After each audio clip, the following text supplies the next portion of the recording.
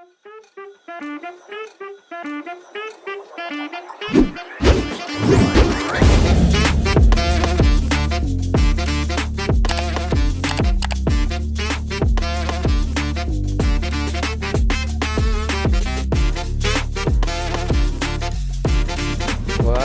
muna.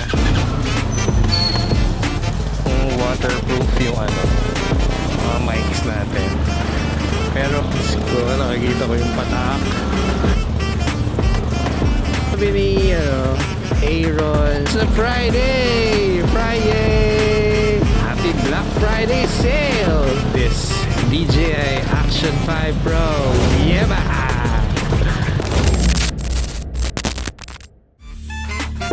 Yun! Ay! So we got the DJI Osmo Action 5 Pro. And this is the box. As usual, maliit pa rin yung box niya. So let's check it out kung anong laman. So inside the box, you have the unit, the camera, tapos yung accessories. It comes with the standard cage. Tulad nung Action 4, may cage na rin siya kaagad. Tapos you have the manuals, the warranty card, some stickers. Oh, we got this pala from the official Shopee store ng DJI Philippines. So let's see the camera.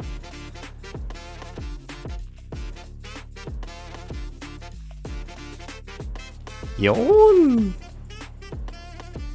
DJI Action 5 Pro. Ngayon pala ako nagkaroon ng Pro camera. Full na yung screen, no?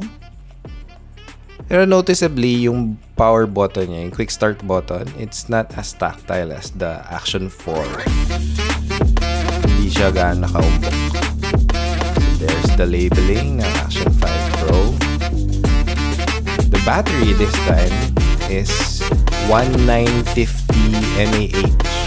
Sabi nila, this is twice the life span ng battery ng Action 4. So, we have yet to see. Medyo challenge to isa na ulit. Ayun. Looking at the exterior, may dagdag na branding dun sa ibaba. The camera's outer texture is a bit rougher than the Action 4. I think it's okay. Let's check the accessories naman. So it comes with the charging cable, USB Type-C, as you have the cage, of course, the manual. Oh, inside the cage, andun yung mga iba pang gamit niya. You have a thumb screw, and then this is a mount, screw mount. So kung gusto mong i-mount somewhere itong action camera mo, sa motor, sa helmet, saan mo man gusto. So you have this. Medyo curved yung niya, yung surface niya. See? So let's check out the magnetized quick mount and release niya. Lakas ng magnet Hirap tanggalin. Noticeably sa DJI, unlike the Insta360, yung magnetized quick release nila go both ways. Ito, isang direction lang So, you have to get it right. Yung iba, ayaw nila yun. But for me, medyo nasanay na lang din ako. And this is the cage. The cage is also rougher than the Action 4. Pero yung mga buttons niya, it's the same. As tactile sila nung cage ng Action 4. Yun lang na notice ko, parang mahirap i-shoot yung Action 5 Pro sa cage niya. Mas may effort ka mag-shoot. Tapos, kahit hindi ganun nakaumbok yung yung record button, medyo sumasayad siya Don't know why. So, eto, mga stickers, I think these are parang mga spacers yata sa thumb screw or something. I don't know. Hula-hula lang. And that's it. That's what's inside the box. Ayun, no? Tanggal ng takip ng lens. Yeah ba? So, sabi nila, this Action 5 Pro is better ang sensor niya than the predecessor. And because of that, mas magaling siya sa low light. Tanggalin natin tong takip ng quick start button. And ayun, mas mahirap siyang pindutin kaysa Action 4. Dahil bago, I don't know. Bilis din yung mag-on and mag-off. Try on ulit. Ayaw. Try. Ayaw. Hirap. Ayaw. Ayaw pa rin. May effort. Ayun! Tsaka ang bright ng screen, Sabi nga ng specs, brighter itong screen nitong Action 5 Pro kesa sa predecessor niya. All goods! Now, let's check the settings. And andun pa rin, syempre, yung madalas natin gamitin na 2.7K, 16:9. And usually, we're at 30. 30 frames per second. Kasi ginagamitan natin ng ND filter. But for this one, syempre, wala muna, as is muna natin siyang itatry. And itong modes niya, same lang naman din. May mga parang dagdag lang ng konti. I-explore pa natin yan. Cool lang din dito is may tracking daw siya. So, we have yet to discover that. And ang habol ko talaga dito sa Action 5 Pro is yung compatibility niya with two mic transmitters. Yan. Gamit natin yung DJI Mic Mini naman. So, we have since shift to the DJI ecosystem. So far, we're loving it. So, from the drone, the action cameras, itong mics natin. We even have a borrowed Pocket 2. All DJI. So far, napaka-convenient gamitin. They are all in sync. Yeah. So, with the Action 5 Pro, magagamit na natin sabay itong dalawa nating DJI Mic Mini transmitters without the receiver. So, siyempre, setup natin is meron tayong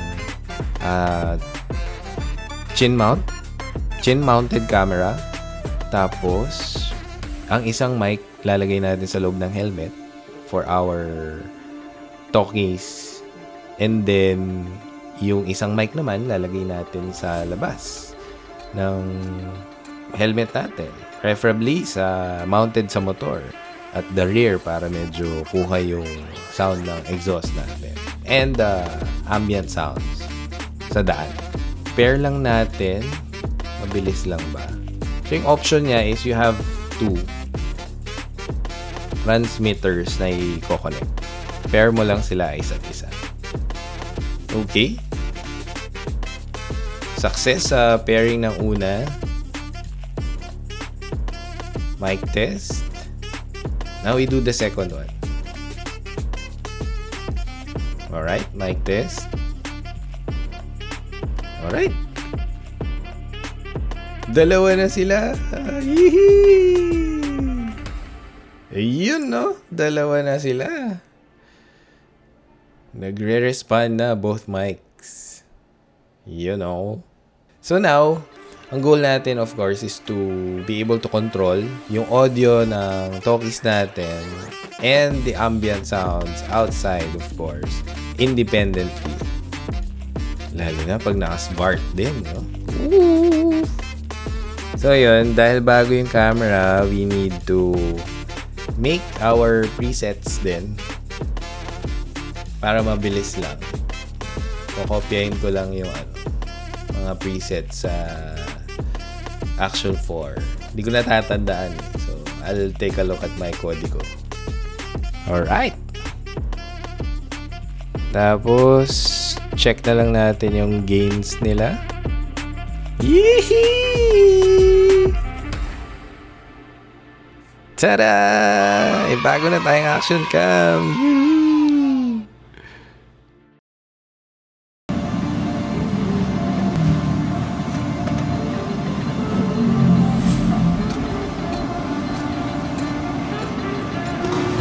Mic check. Checking 2 mics. Brother, uwi na. Papatak pa yata. Wag muna. Let's go! Wag kang uulan. Wow! Wag kang uulan. Wag kang uulan. I don't know kung waterproof yung mga mics natin. Pero may dead cat sila eh. Yung kung mabasa yung dead cat, bumaho. Let's check kaya itong Let's check lang. If gumalaw ba. After a few meters. Ah, it's there. It's there. It's alive. Wiki, inaamoy ko si Lion.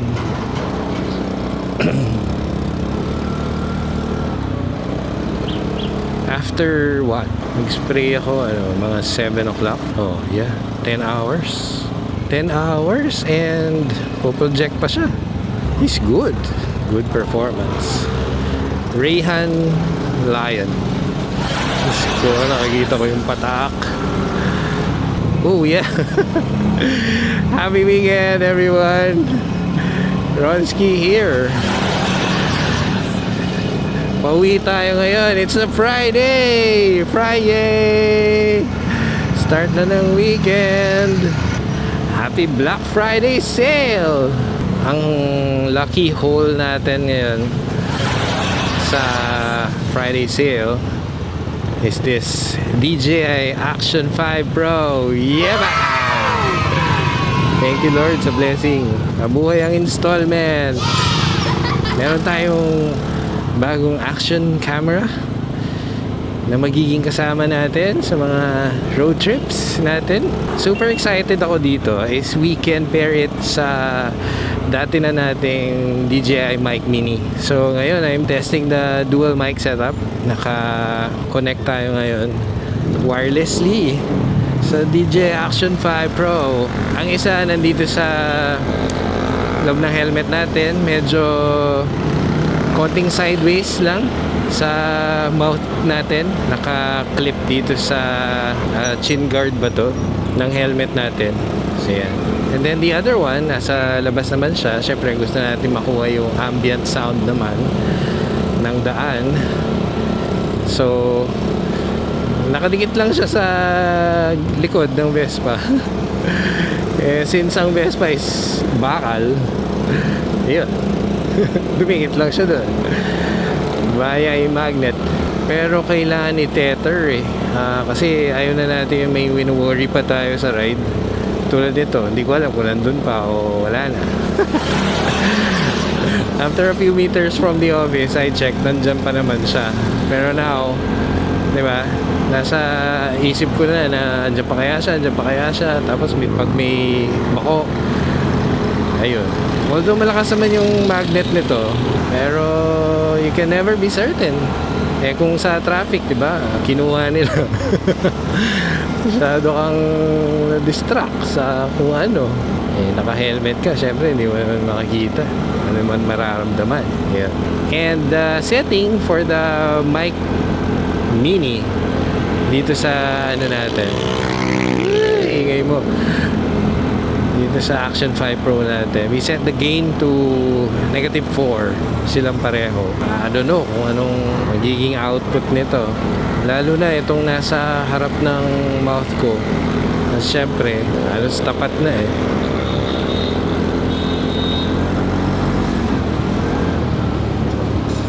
Although in fairness naman dito sa route ko going home.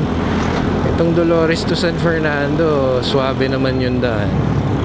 Ito na yung pinaka hindi maganda actually na section. May mga bakok pa dun yung asphalt sa may San Isidro. Pagdating dito sa Sakop, bagong semento ang traffic naman dun, so lagi naman tayong mabagal dun. We'll check it sa next stop natin kung andyan pa yung mic sa likod. Yun, we're happy with the Action 5 Pro. How does it fare with the newly released Action 6? Well, ang dami nagsasabi it's not much of an upgrade.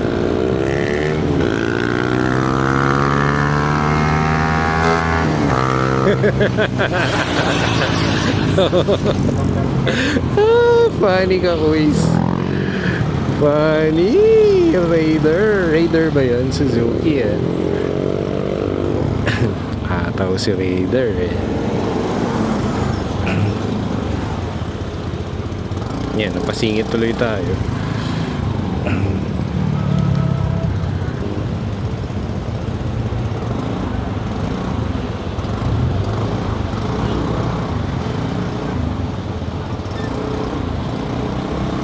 Okay. Makapigil hiningang lane filtering.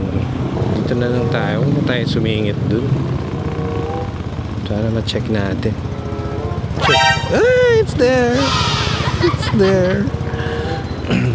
Oh yeah, it's there. Parang ayoko na lang munang patayin kasi hindi ko pa natitesting kung auto-connect ba sila. Ayoko na i-turn off. Pero sabi ni Aaron Palabiab, one of my idols sa storytelling and vlogging. Galing. Basta yung intervals between switch offs is not more than 15 minutes. Hindi siya ma-disconnect. Parang kilala pa rin niya yung mga mics na kinonect mo.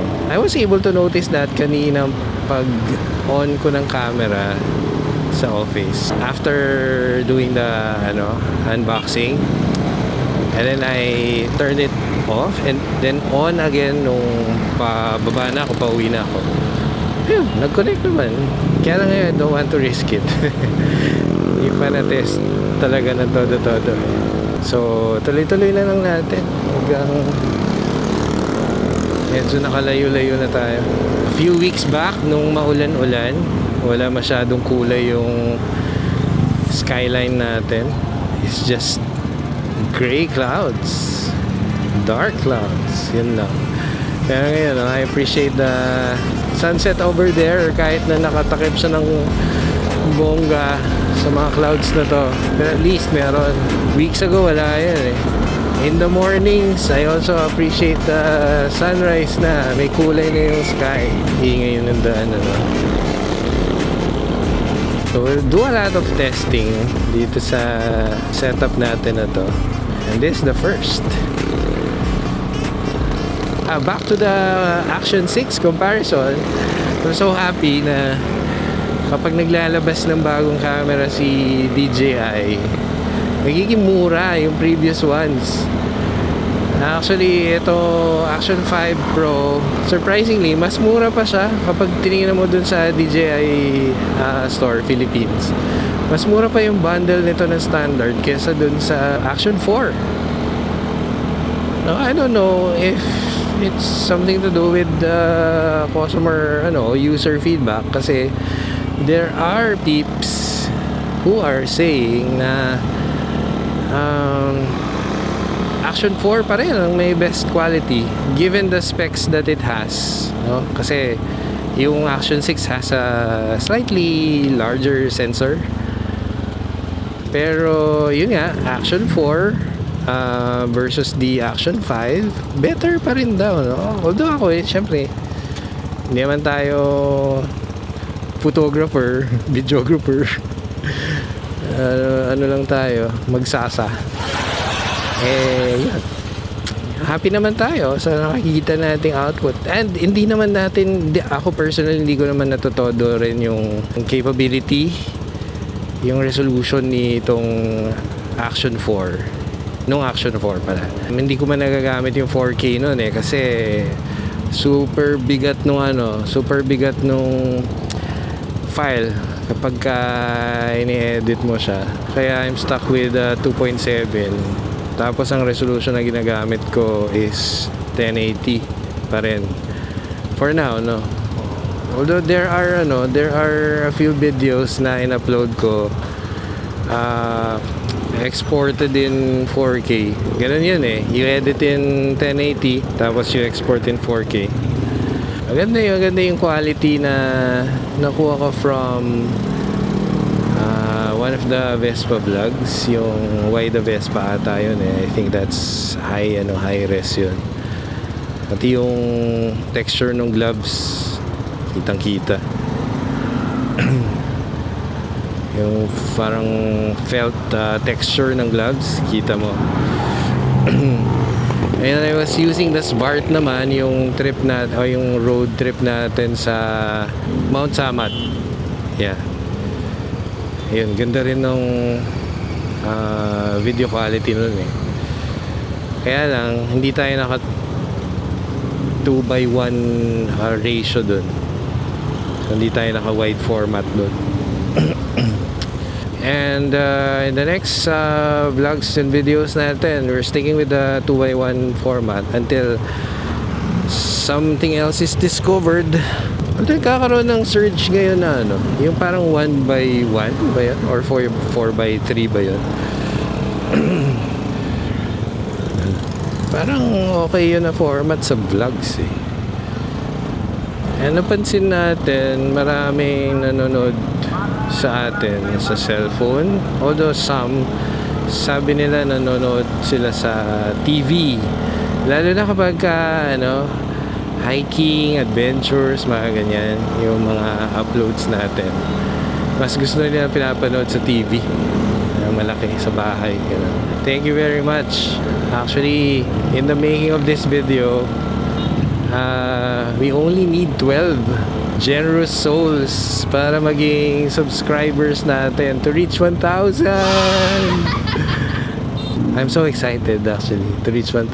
I don't know what will happen then. Wala namang instant na mangyaring reward when we reach that, but syempre parang motivation na rin na it's a milestone. We reach 1,000. Yay! Ang dami kaya nagtatry sa YouTube, hindi maabot ng 1,000. So excited to do that. And we've decided naman na long time ago na whatever happens, this will be a constant thing that we will do hanggang sa tumanda tayo, kasi the main purpose of vlogs naman natin is to preserve itong mga memories natin. While ma-remember natin dahil nagbo-vitamin tayo, Memory Plus Gold. Pero mas maganda pa rin yung there's a library out there that your family, your friends can look up, tapos i-reminisce nila or panoorin nila itong mga adventures natin or itong mga experiences natin, even itong mga casual vlogs lang natin, kukwento lang. Ayan, napit na tayo. This is the last intersection. Medyo paggabi na, time check, it's 5:40. Alam mo naman, kapag nearing December na, autumn equinox, kumahaba na ang gabi, maaga na ang dilim.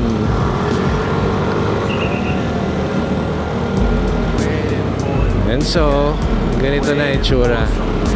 I don't know kung anong itsura nito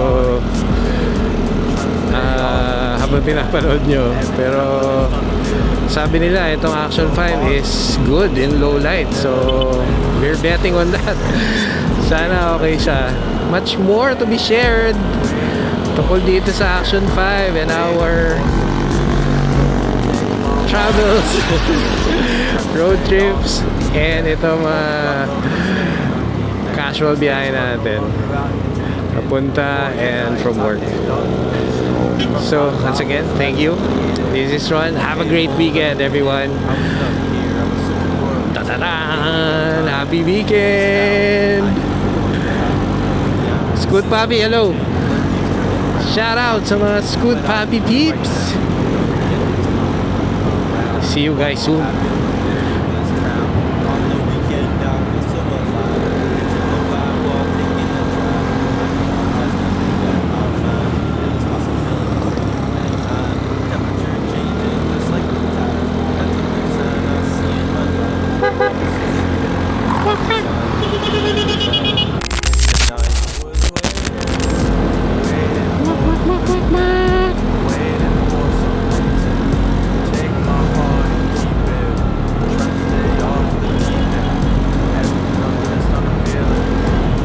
You're hearing the Akrapovich with DB Killer.